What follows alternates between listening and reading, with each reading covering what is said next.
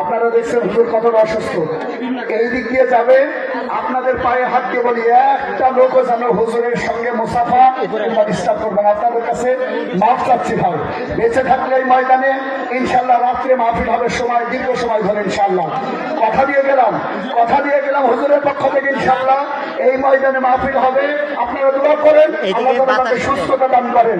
আমি আপনাদের কাছে হাত জোড় করে ক্ষমা চাচ্ছি, কেউ যেন এখান থেকে হাত বাড়াবেন না ভাই, আপনাদের পায়ে হাত দিয়ে বলতেছি ভাই, ভালোবাসা দেখান, দুয়ার মাধ্যমে আল্লাহকে বলতে এই সাইড দিয়ে দেন।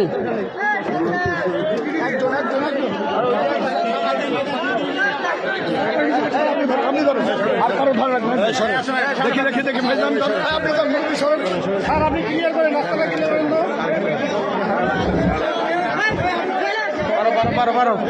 আমাদের এই মাহফিল থেকে গরিব লোকের ৯,২০০ টাকা হারিয়ে গেছে।